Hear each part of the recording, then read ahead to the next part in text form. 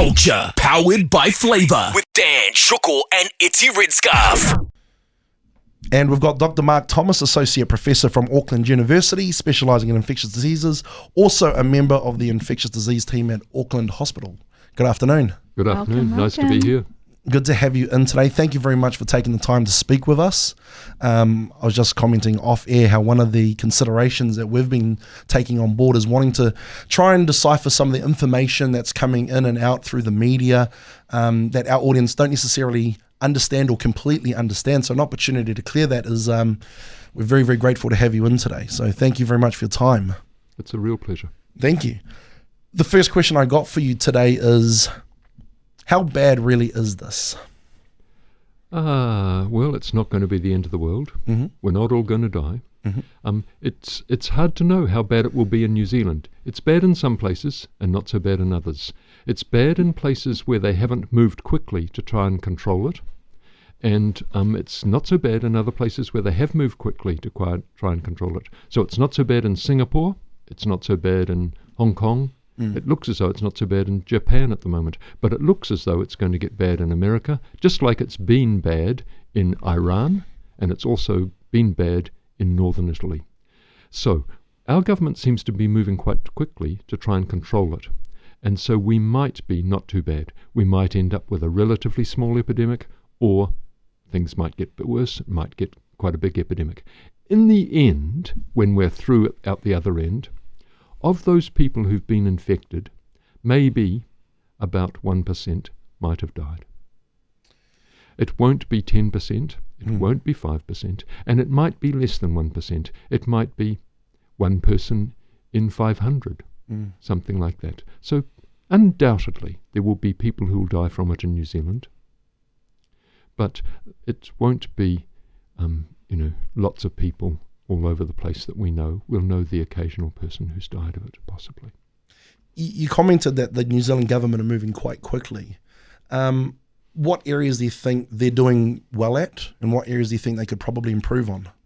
I think they're doing very well at trying to keep the disease out of the country by stopping the flights from China and stopping the flights from Iran so that people can't come here easily from those places, and now telling anyone who wants to come here that they're going to have to be in self-isolation for 14 days, which is going to mean that lots of people who would otherwise have come just won't come. Yeah. So I think they're doing good at that. They've also stopping the cruise ships from turning up. So they're trying to stop the disease from coming into the country. What they're likely to do next, despite all that effort, there starts to be cases popping up where the person hasn't come from overseas, where they haven't acquired the infection overseas and then got sick after they turned up in New Zealand. When there's then what they call community transmission, when people who've not left the country are starting to get sick in reasonable numbers, maybe 100 or so in the country, then they'll be pushing harder and harder for slowing down people mixing. They sometimes call it social distancing. So you don't go into large groups. They might even bring the school holidays forward a bit so that the kids aren't at school. They might do various things to try and slow down that. I think they're doing all that quite well. I think we're in the early stages. The hospitals seem to be relatively well prepared.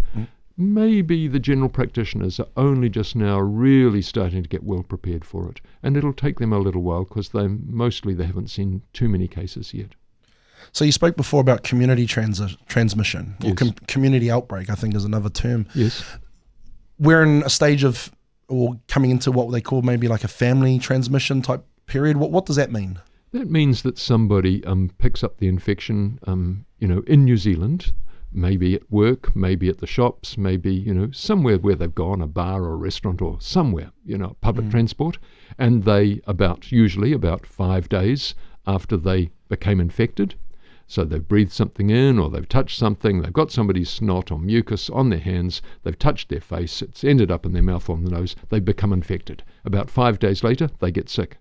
And they have usually relatively minor symptoms, and then they might go on to more severe stuff. And they, on average, in our sort of society, are likely to infect somewhere between 1 or 2 other people. Yeah. So then that one person, about a week or 10 days later, is 2 people who've been infected, and a little bit later, that's 4 or 6 or 8 people. And that's just spreading within the community relatively slowly. And that's what the government's trying to do at the moment by slowing down events, mass gatherings, that sort of thing, is trying to stop it from flowing from a family type outbreak scenario into a community outbreak. Yeah. That's trying to prevent people in the mass gathering from becoming infected and taking it back to their home, where then they're quite likely to infect somebody else in the home. So in China, most of the transmission seems to have been within the home. But the people who are transmitting in the home have to have picked it up somewhere, and they've picked it up on the subway or the public transport or in the shops or, in some mass gathering type situation. So if you can slow down the mass gathering and the public, getting up close to each other, then you're going to slow down or reduce the number of people in any 1 week who are taking it home and then infecting the people in their home. One of the concerns, or one of the questions that I've been hearing quite a lot, is how it spreads, and that there is a little bit of misinformation that it's an aerosolized or airborne type virus like measles. But understanding, I guess, some of the protocols that have been put in place in regards to hygiene, I think the term that has been thrown around is respiratory droplet type virus. So what does that mean in regards to how it's spreading? When you cough or when you sneeze, then out of your mouth and out of your nose comes big bits of spit or big bits of snot that you can see. And you can see them if they land on the tabletop, and sometimes you can see them flying through the air. But surrounding them is a cloud of smaller drops that are too small for you to see. And some of those can float in the air, and they can contaminate the air for a while. And they get breathed in by someone walking into that room, or someone sitting in the room with you. And that's more likely to happen if you're close, so that you're in the density of that cloud. Somebody who's coughing or sneezing and you're 6 feet or 8 feet away from them, 2 or 3 meters, you're not going to breathe in too much of the droplets. But if you're, right up close to them, having a close-up conversation because the place is so noisy and you can't hear them otherwise, then you're mostly going to breathe in more of those droplets. And those droplets will breathe in, and the virus in the droplets will stick to the surface of your nose or your mouth or your lungs and invade your cells and start the infection. So distance seems to be one of the more effective ways of not catching the virus at this stage. That's a very good, effective way of not catching it. And the person who's coughing or spluttering or sneezing, potentially wearing a mask, so that captures the droplets and the snot and all the rest of it, or coughing and sneezing into a handkerchief or into a tissue or into their elbow. The self-isolation topic has been all over the media at the moment because of the government coming out with protocols yesterday in regards to people who are coming into the country needing to be isolated for 14 days. What structure, what systems are going to be put in place, or do you expect to be put in place to enforce self-isolation by people coming back into New Zealand? Nothing that would actually stop a person who's determined to get out and about from doing so. It doesn't have to be 100% of people staying in their home almost all the time and only going out to buy shops, buy their shopping in a sort of a quick dash and not knocking on the neighbour's door or not talking over the fence to them and all that sort of stuff. That's not what they're requiring. They're just trying to reduce the amount of contact, and if most people take the advice reasonably sensibly and apply it reasonably well, that will have a great effect. And so they're not going to be, it's not like an ankle bracelet and, we know where you are.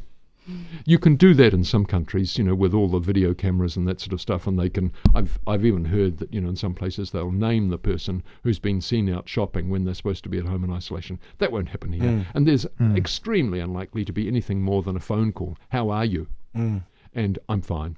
And nobody's then going to say, well, tell me what you did 3 hours ago, or tell me what you're going to do in 6 hours. They haven't got time to piss around with that.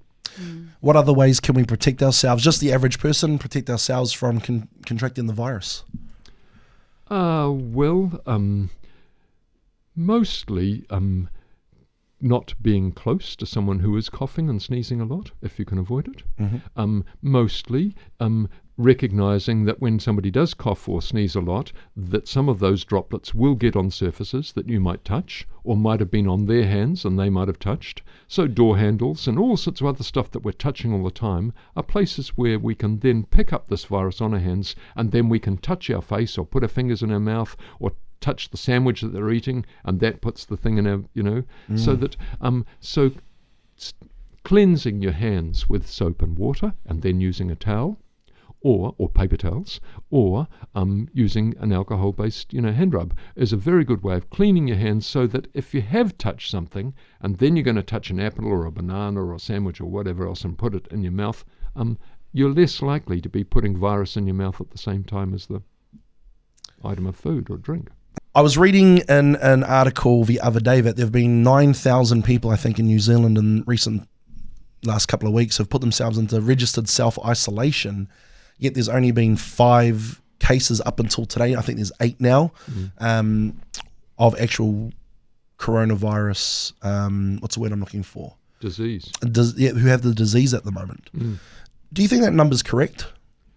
I think that those people who've been in self-isolation will have been there for a reason, because they've come from China or Iran, or because they're in a home with someone who's done that, or, so they've been put in isolation for a reason, and they're likely to be reasonably anxious, based on all the news media stuff, about what would happen if they did become sick. They're not being given any medicine to prevent them becoming sick, because there isn't any. So yeah, I think if they started to get sick, they'll have the phone number for who to call to, if they're feeling unwell. I think they're likely to say they would be.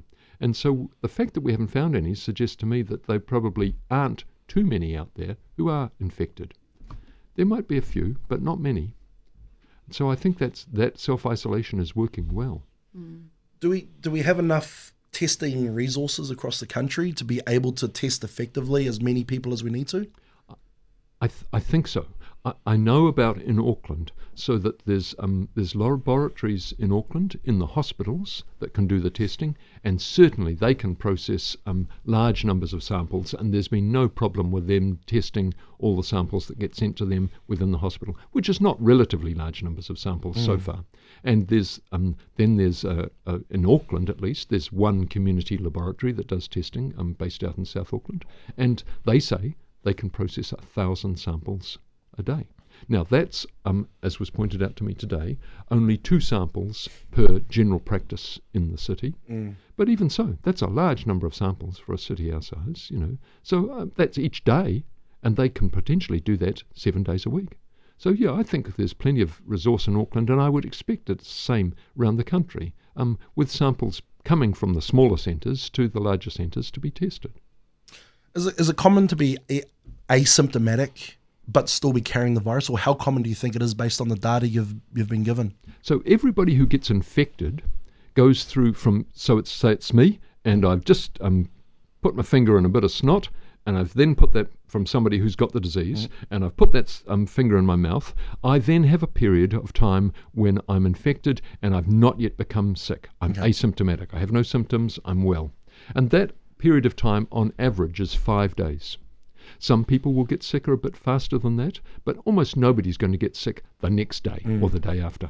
The earliest is going to be day 3 or 4, mostly about day 5, 6, 7. And very few are going to get sick more than 14 days later, but some 1 or 2 might. The occasional person seems to have been a source of infection to other people before they've developed symptoms. Although sometimes when you read the details about those people, well, actually, they have had a few symptoms when they supposedly were asymptomatic, but passing it on to others. I think that's going to be small print. It'll occur. The news media will write about it. But basically, most transmission is going to come from people who are sneezing or coughing or breathless and or got a fever. Children seem to have been relatively safe. Yes. In many of the countries. What do you think that is? Well, that's been a mystery. I did hear a really clever guy from one of the universities in England talking on the radio the other day, and he had quite a complicated explanation for it that made sense. I've heard various different explanations. The one he said was that older people have been exposed to other coronaviruses. Other coronaviruses cause ordinary colds that basically don't kill anyone and have been circulating in humans for hundreds of years. And older people, as a result of having colds previously, have antibodies in their blood to cold viruses.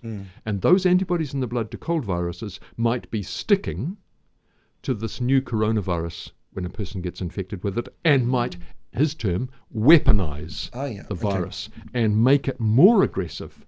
And there are a few examples in medicine where having antibodies to something can make it, when you get infected with something similar, make it even more harmful for you. So that's one possible explanation. Another is that maybe the little molecules on the surface of the airways might be slightly different in children than they are in adults, and so the virus might not stick so well to the airways of children and be unable to invade their airways as well as they might in adults. I don't know. It's all fantasy at the moment, what the explanation is for why. But it's a definite thing. Little children, fortunately, do not get as sick as frequently. Because traditionally, when you've had something like SARS or swine, children haven't necessarily been exempt from the disease. But in this particular case, for some reason, I know in China, I read a statistic, I think 2.1% of those affected were under 19. Yeah. So including teenagers. Very remarkable. Yeah, wonderful. Yeah. The children seem to be safe. So who is most at risk in New Zealand? Most at risk of dying, you mean? Going wrong? Most at risk of things going wrong is older people. And by that I mean particularly people over the age of 80. Mm-hmm. So quite old. Yeah, quite old. And even in people over the age of 80, in China it's been about 1 person in 10 who's sick with it and over the age of 80 who dies. The other 9 out of 10 get better. Yeah. So, yes, we're right to be anxious for older people when they get sick with this, but we're also right to expect that they're going to recover. They might be sick for a while, really quite sick, but then we'll expect that mostly they'll recover. Who else gets sick? People with lung diseases, people who've got poor lungs, often as a result of long smoking for many years, lots of cigarettes. People with heart disease, high blood pressure. Not, fortunately, people with cancer, because sometimes it's people with cancer who, get more infectious diseases, but this doesn't seem to be the case with this one. People with whose immune systems aren't terribly good, they don't seem to be particularly likely to get this disease. So mostly older people and people with heart or lung conditions. Because that was one of the questions you had, Eti, wasn't it? Yeah, so if you have like an autoimmune disease, yes, do you need to take extra precautions more than everyone else? But it seems to not really affect those with autoimmune. You know what I mean? Yeah, people with abnormalities of their immune system, where maybe their immune system attacks themselves. Often they'll then be on prednisone or other drugs like prednisone, or for instance, people who don't have a disorder of their immune system but have their immune system tinkered with by the doctors. Say you've had a kidney transplant or a liver transplant or something like that, then you're on medicines to keep your immune system damped down so you don't reject the transplanted organ. Well, they don't seem to be at particular risk. So it's a bit surprising, because I see in the news media people saying, people with a poor immune system, they're going to be badly hit. No, it doesn't seem to be the case. And so I don't think people with autoimmune conditions are particularly at risk. And mostly the advice seems to be that if you're on medicines to control an autoimmune condition, you keep taking them. Because the risk of your autoimmune condition flaring up, if you stop those medicines, is worse for the risk for you than the risk of this disease. If shit hits the fan in New Zealand, are we prepared to deal with it? I think we've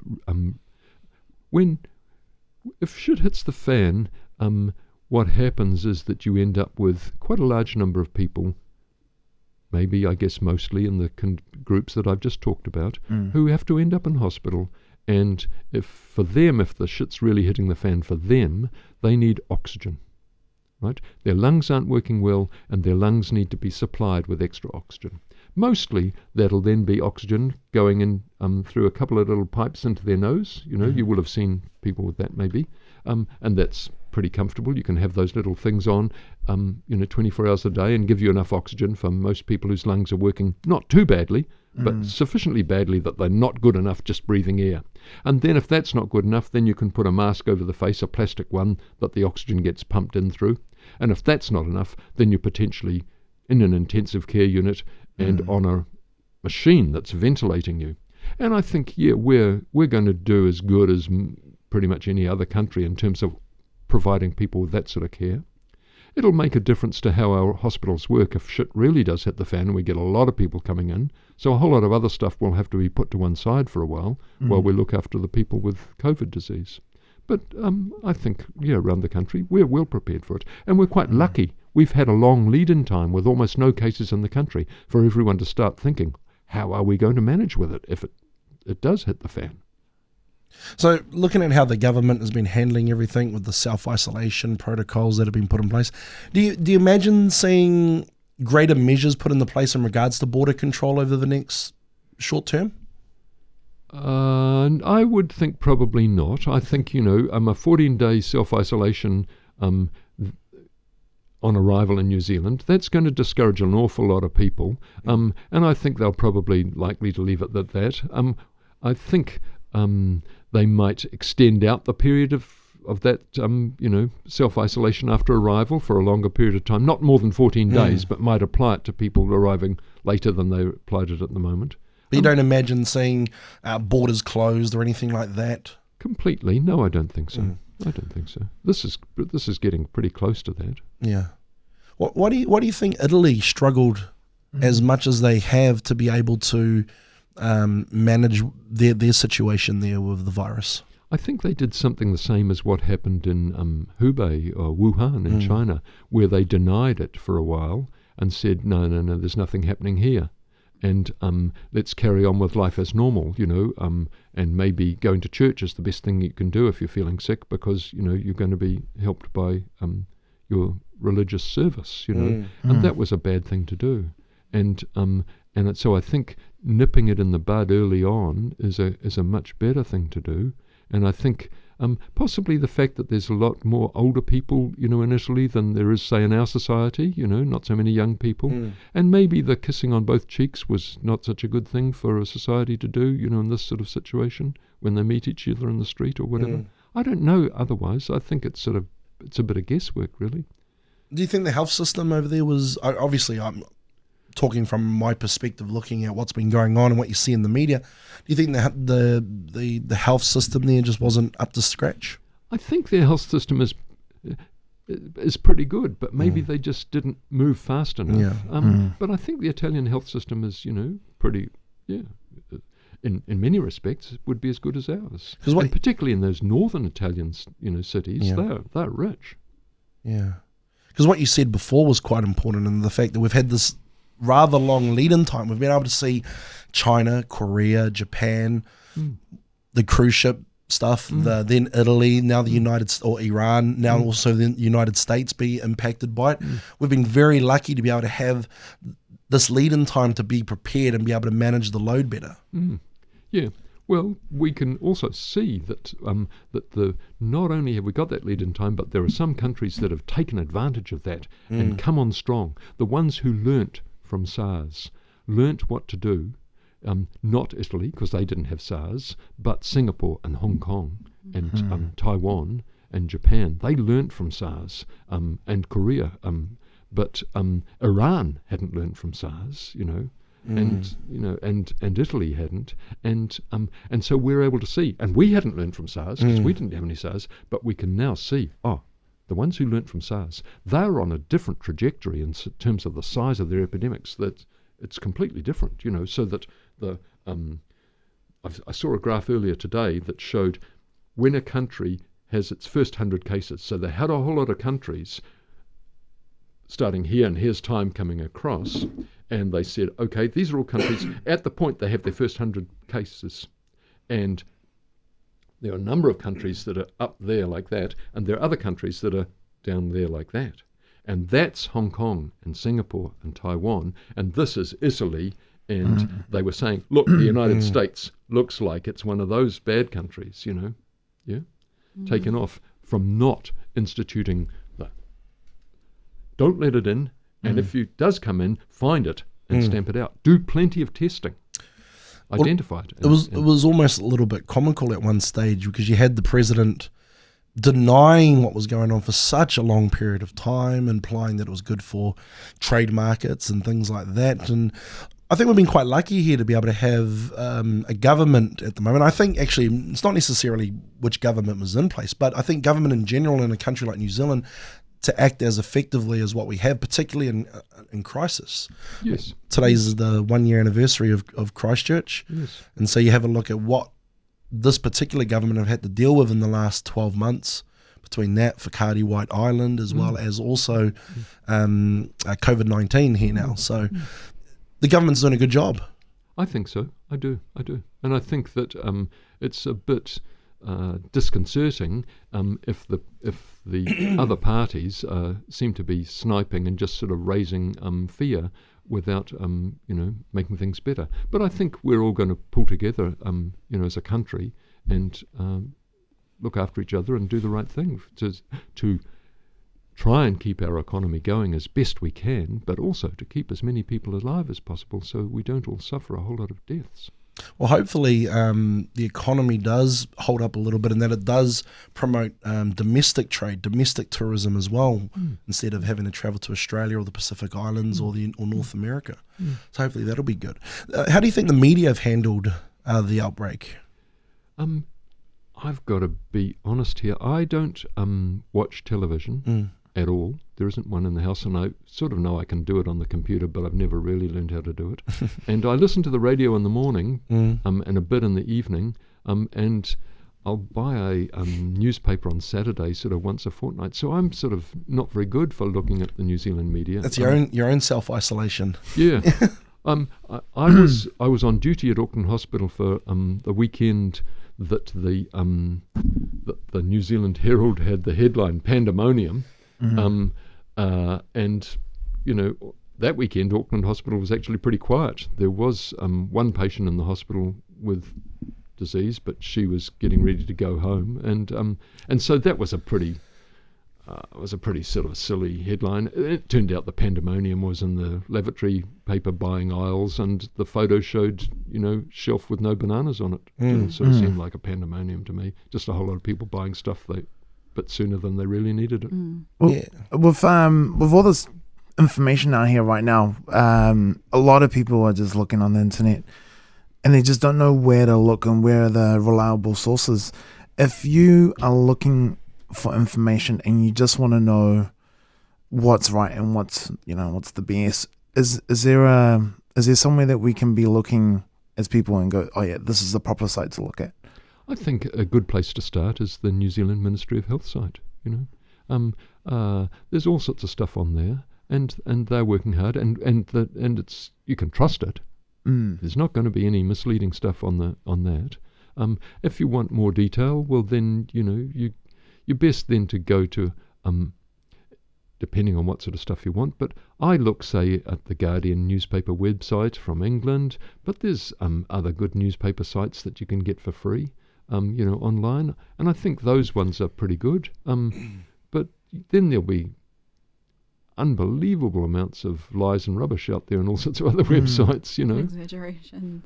Yeah, but I think for the basics, stick with what the Ministry of Health has on their website. It may not look very sexy, but it's it's reliable. I was reading that China believe they've sort of come over the hump now. They're starting to see a downward trend in cases. Well, why do you think this is? Beyond a downward trend, they're almost down to none. They've sent teams to northern Italy to help there. They're almost at zero. It's astonishing. And I thought, oh, that's just lies. You can't believe that. But then you see the WHO reports, and yeah, it looks like it's a genuine thing. Well, when you shut everybody up and you say you can't leave your apartment, that's social distancing, all right, and they've certainly done that, and shut down all the traffic, all the transport links with Wuhan. So yeah, I think that they didn't have anything else to do. There's no drugs that really make a difference. They may be giving all sorts of drugs to people who are really sick in hospital, but there's no evidence clearly yet that those drugs make any difference. They haven't got a vaccine. So all that anyone can do is the public health stuff, and they showed, yeah, it makes a difference. They'll be really wishing they'd started doing that a hell of a lot earlier, but they also will be so proud of themselves that they've shown the way. You put it in place and you really do it. You stop the disease. So with no vaccine out there, it was basically their protocols they put in place in regards to sort of social distancing. Yes, absolutely. social distancing with, knobs on. I mean, you're going to stay in your home. You're not going to be out in the street, It's really severe stuff. You wouldn't be able to get away with it here. Very different socialized, though, different society. system. Yeah, different system. That's right. Yeah. Do we know how it started? Do we know how it started? Yeah. Nobody's going to show you a video that shows here where is actually as it started. But what it is, it's a virus that is very, very similar to viruses that live naturally in bats. Okay. So it's likely that there's been colonies of bats close to that city in China that were infected with the virus, and maybe some of the bats were getting sick and dying and others weren't getting sick and dying and were fine. It's likely then that somehow it got from a bat into a scaly anteater. The fancy name for the scaly anteater, or relatively fancy name, is a pangolin. And it looks like a sort of like a big version of a possum, with quite a long tail and quite a long snout and a body that's bigger than a possum, like a sort of a small dog, maybe about the size of a fox terrier. And it's covered with these sort of armor-plated scales that are sort of diamond-shaped, each of them about, that big. And I don't know whether Chinese people like to eat it or whether they like to get the scales or the teeth or the whiskers or the tail or the hair or whatever else and put it in medicines or whatever. But it seems likely that a bat's transferred the virus to the pangolin. The virus has changed slightly in the pangolin, and then a pangolin that's been caught, probably in the wild, has been taken into the wet market in Hubei and has been presumably sick, and maybe in the process would have eventually died of the virus infection, but while it's been there, it's been coughing and spluttering, and there's been a cloud of virus hanging around that cage. And people have maybe come up and looked at the pangolin and thought about buying it or buying some scales off its tail or whatever, and they've got sick. And so the first few cases in China, a lot of them were people who had been to that wet market looking at fish or other stuff, but also looking at live animals that they were thinking of buying. And so it's a virus that's come from bats, just like SARS was, and just like MERS, the Middle Eastern one is, and just like actually Ebola is too, another virus coming from bats. Lots of the weird viruses that are causing disease in people around the world have come from bats, sometimes via another animal. That's how it's happened. Any reason why they think bats in particular carry these sorts of viruses or these chains? I don't understand why. No, I don't know why. And it's not because people are eating bats, because that's what everyone's saying that Well, the that media's is the putting out there. main cause, yeah. No, it's not because people are eating bats. It looks as though it's come, this one looks as though it's come from the bat to the pangolin, the scaly anteater, and then from the pangolin to people. So it doesn't look as though it's people eating bats. The MERS one that mostly starts in Saudi Arabia and countries near like that, comes from bats, but it then goes into camels, and from camels to people. Yeah, and the Ebola one maybe came from bats into monkeys and then into people. So there's all different. Yeah, but it's not people eating bats. People can, I think, eat bats if they want to without too much risk. Okay. For those who don't really understand diseases and infections, is it likely to mutate to something worse, or how it is now is as bad as it's going to get? I think how it is now is probably as bad as it's going to get, and it might even be that it gradually, and that might take many years, might even become weaker, because about a third of all colds that people get are caused by coronaviruses, and maybe they started off with outbreaks like this that were initially quite severe and then became weakened, and now all they do to us is give us a cold. I don't know, but I don't think it's going to suddenly mutate and become a massive major killer rampaging over the place like the plague, for instance. And I read about a new strain coming out, a new strain of COVID. What's the difference? I doubt that there's much difference at all. I think once you will have seen CSI and all that sort of stuff, and people with test tubes and playing with DNA and things. And once these sort of things come out, scientists, endlessly test lots of ones and see whether the DNA's changed a bit. And someone will be quite keen to say, "Oh, look, I've found a new strain," but it probably won't have any real significance on the severity of the disease or that sort of stuff. It looks as though it's going to be relatively stable. Okay. And how contagious is COVID-19? Because I had a friend who was in close proximity for about 9 hours to 3 people that tested positive for coronavirus on a Singapore flight. And he went into self-isolation for 14 days, but he's fine. Yeah. Not particularly infectious. So the stuff from China suggested that if one person has COVID and is sick with it, on average, without complete shutdown, just normal living, that person is likely to infect 2 people. In contrast, we've had measles in Auckland and in Samoa and in other places all around the world, actually, last year. And with measles, one person, on average, infects 15 unless they've been vaccinated. If they've been vaccinated, of course, it doesn't infect 15. But this is a disease that none of us have been vaccinated against and none of us had before. So it's only infecting 2 people. So much, much less infectious than, say, measles, much, much less infectious, say, than chickenpox. Yeah. About the same degree of infectiousness as in influenza. So, but yes, your friend sitting, for instance, in the seat next door to, on either side, or the seat just in front, or behind the person with COVID. They were for 9 hours. That's a pretty good exposure, probably. Yeah. Of course, if your friend had been sitting in a cafe rather than sitting in an aeroplane where the air conditioning is turned up to the max and the air's being sucked out of and circular and cleansed and then pumped back in again. Would have been more likely to catch it. And if your friend had been tongue kissing, the person, then I don't think he was. No, probably not. So what you're saying though is being on a plane, you're actually less likely to catch coronavirus or COVID-19 in close proximity than what you are if you were to say be in a room like this or at a cafe or. Yes. Depending on how good the filtration and the air conditioning is in here. Sure. But in a cafe, or in an even more enclosed place than a cafe, maybe. Yeah, you could imagine in a bar or in a music sort of nightclub sort of place where they really got the people packed together. Yeah, you're going to be much more likely to get it there.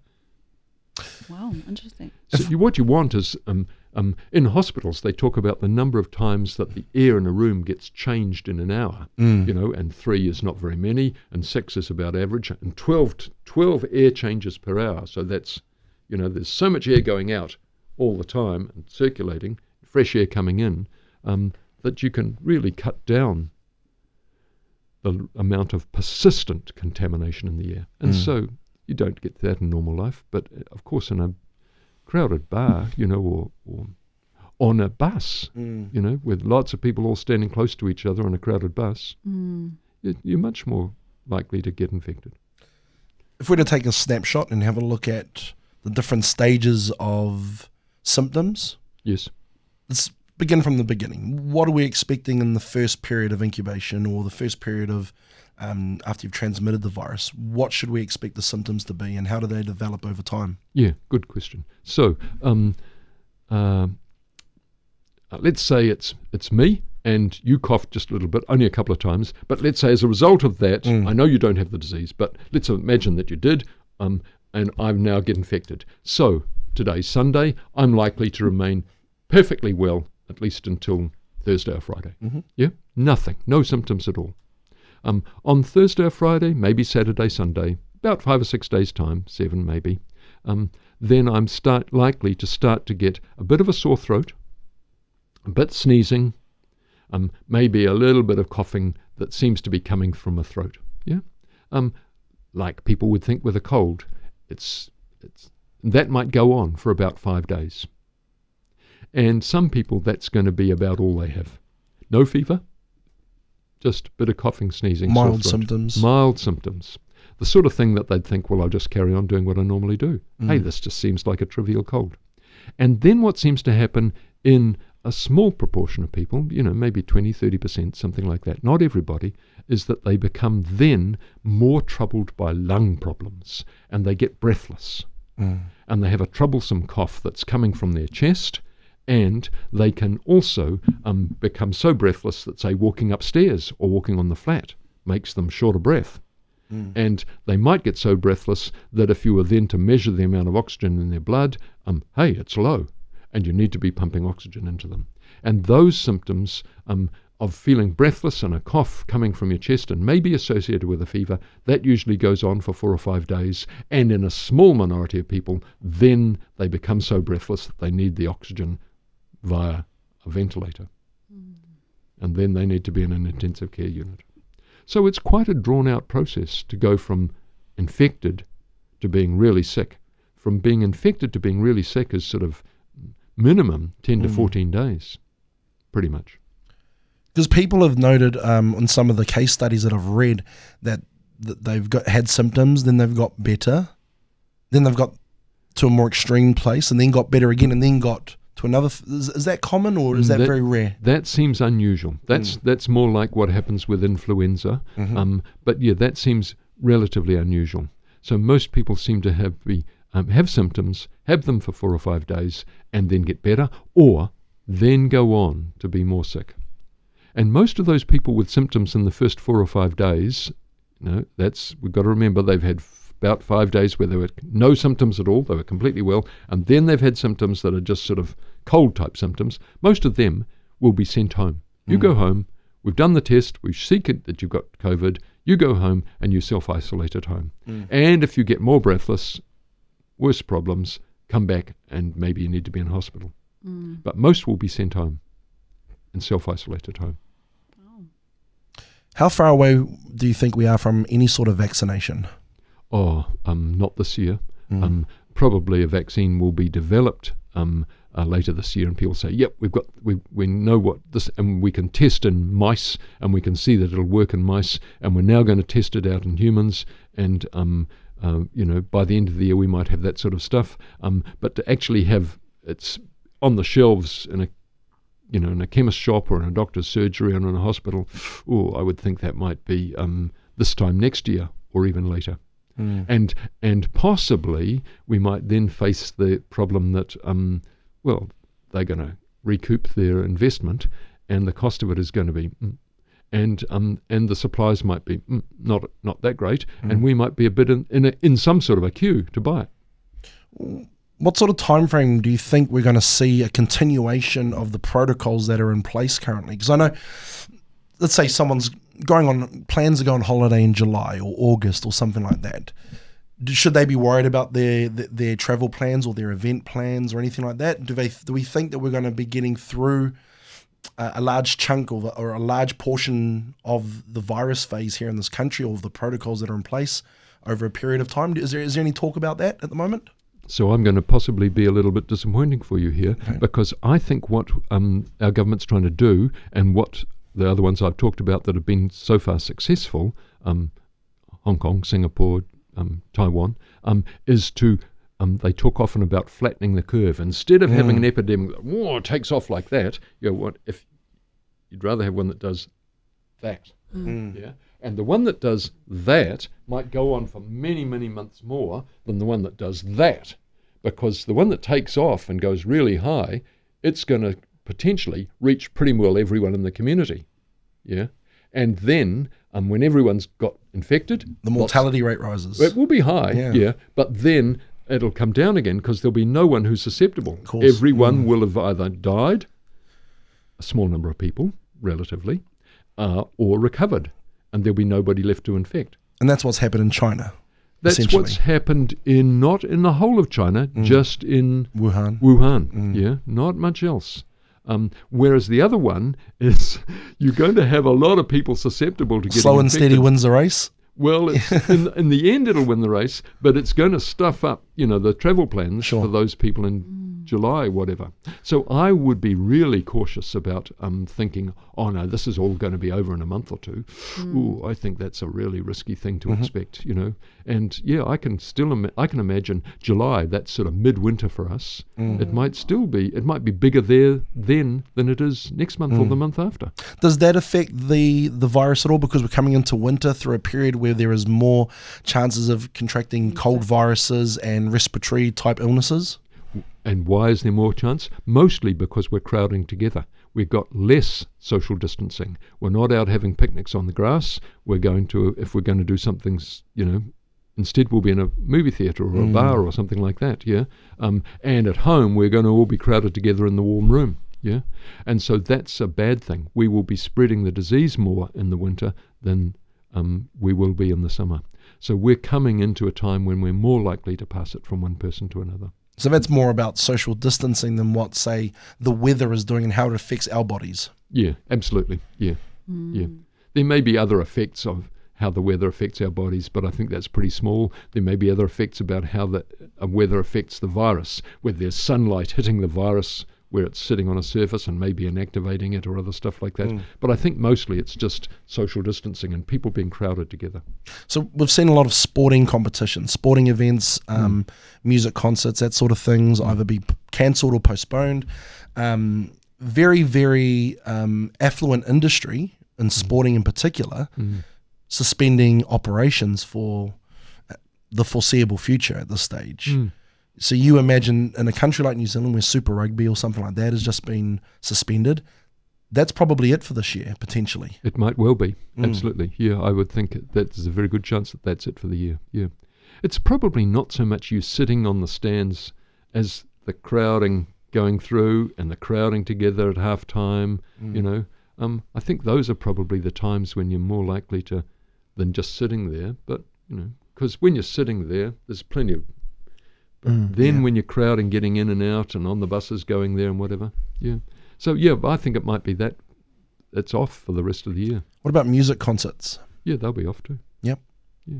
Has it been part of the discussion, say, within the infectious disease people departments at Auckland University or at the hospital? Has this been discussed about those sorts of crowd gathering events? About whether they should be shut down or not? Yeah. It's being discussed by the Ministry of Health with their panel of experts. I'm not on their panel of experts, but they got really great experts in Wellington and elsewhere who are advising them. We talk about it amongst ourselves, when we're... But you expect them to be shut down? Yeah. Yeah. Yeah. Yeah. Well, I expect possibly that at some point they'll say, okay, school holidays are normally these 2 weeks. We're going to bring them forward a little bit, or we're going to put them back a little bit. I expect they'll change school holidays depending on how anxious they are to try and increase social distancing at a time when they think, well, we really need to do that really inconvenient thing, but change school holidays and maybe make them a little bit longer even, maybe make it a week longer than it normally would be. So, yeah, I think there'll be lots of those sorts of strategies that are pulled in. What are some key indicators from the medical community that you guys are looking at to indicate that there is a slowdown or that there potentially will be a downward trend in the... Yeah. Mostly we're looking at the number of positive tests. And I'm expecting that we're a country with pretty good access to medical testing, over most of the country. There are some population groups that don't go to the doctor as much as others, so that'll make a difference a bit. But I think people have access to free testing in the community as well as in hospital. So I think we'll get plenty of testing done. We seem to have the labs that can, do it without too much limitation at all.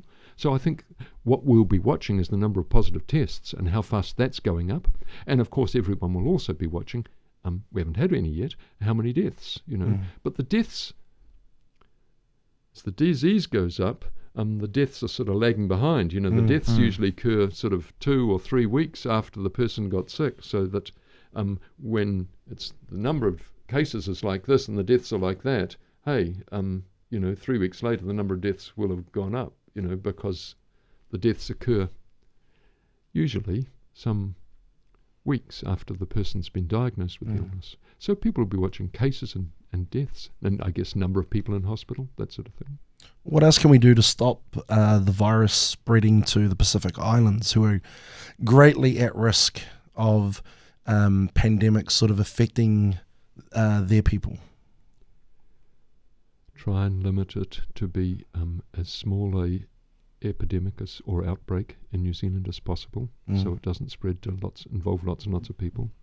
Try and have Pacific Island people understand as clearly as possible that even when they're well, travelling back to Samoa or Rarotonga or Tonga or Niue or wherever, it's possible for them to take the disease with them because they might have only got infected a day or so ago and be feeling perfectly well, but they might become unwell in 3 or 4 days' time when they're back home. And that then they might think they've only got a cold, but they could be spreading it. So just as we've closed our borders to a significant degree, I think that some of the Pacific Island countries need to think very carefully about closing their borders as well. Because we're not closing our borders in the belief that we're going to completely keep it out. We're closing our borders in the belief that we're going to reduce the amount of it coming in by 10 times less than it would otherwise be. And similarly,